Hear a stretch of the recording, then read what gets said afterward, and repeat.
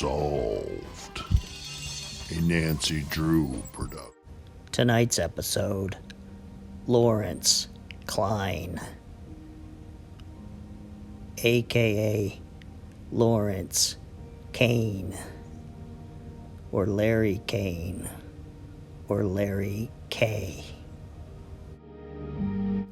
Lawrence Klein was born on April 29th, 1924 in Brooklyn, New York. In this episode, we're not going to focus on his early life, other than some crimes. So this is a photograph of him on June 17th, 1952. Now, Lawrence was arrested several times, multiple times in his lifetime. And so you can see the arrest record scrolling on the screen here as I talk about Larry. And you can see his different names, aliases that he used because he was involved in so much crime. And I'm going to say things while that's scrolling, but I don't really know what to say right now. So, there they are, the crimes. And you can see the dates and the places. But this video is going to focus on the 1960s and comparing his handwriting with Zodiac's handwriting, and comparing his photographs with the sketches and descriptions. And that will come at the end, just like the last video. And you can see this arrest record is pretty lengthy in all his different names that he used at that time.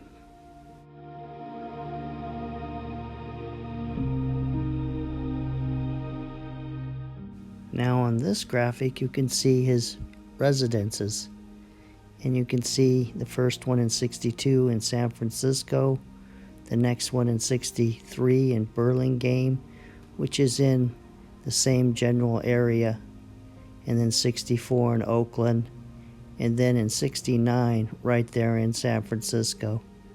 But then he moved to Nevada, first State Line and then Las Vegas.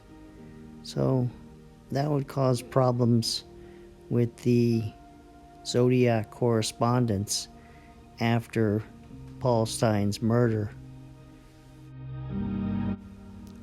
And here you can see that he died on May 19th, 2010 in Nevada.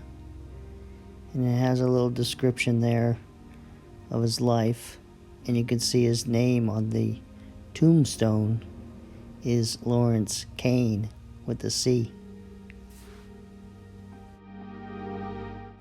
And while looking around the internet, I found this photograph of Lawrence, and it looks like he's the age, around the time of the Zodiac murders.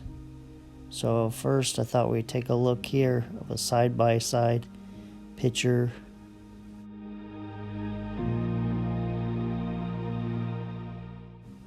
And here's a picture of Lawrence, a police mugshot taken in 1959, and comparing that with the Lake Berryessa sketch of the suspicious person walking around the lake at the time or prior to the murder of Cecilia Shepard and the attack on Brian Hartnell.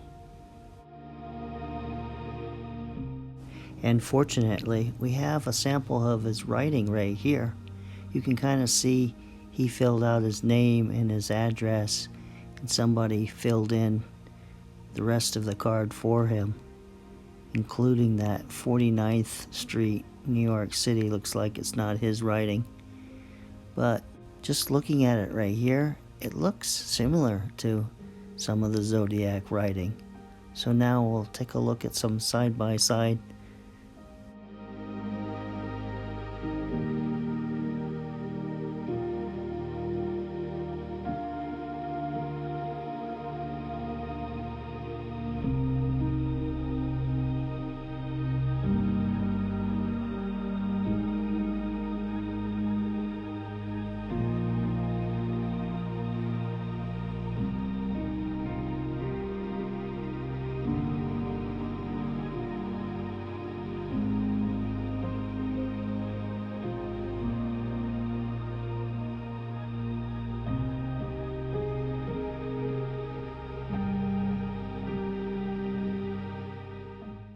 I know this is the murder of Sherry Jo Bates and the confession letter that was mailed to the Daily Enterprise in Riverside, but the similarities to me of the handwriting are very close. First, you gotta realize that he was trying to disguise his handwriting, and so, like putting the little circles on the eyes, that's Deception 101 and changing your handwriting.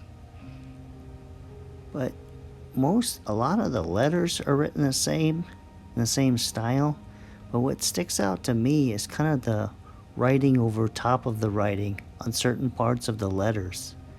Like in Daily, the L at the bottom part is kind of darker, and in Lawrence, it's kind of darker, the L. And then the E's are very similar. And if you say, oh, the E in Lawrence isn't very similar to the E in Enterprise, but just compare the E's in the envelope, all the E's. They're not all exactly the same. You can see there's differences each time he wrote an E, but they're all very similar, and they're similar to the style he wrote on his military application registration. And here we're fortunate enough to have another writing from Lawrence, and I'm going to look at the numerals and compare them to the car door. So here's the car door, and I'm looking at the 4 to see if it looks like the 4 on the car door, and I'm looking at the 2, comparing them, and the 9.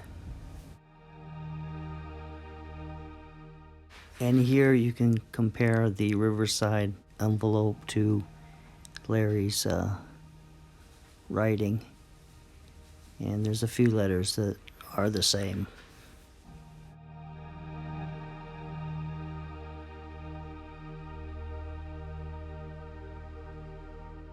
Well, this ends this episode of Unsolved, and next weekend on the Zodiac Killer case, we'll look more into this gentleman and his whereabouts in Halloween 1966, and we'll look at the JonBenet case next weekend.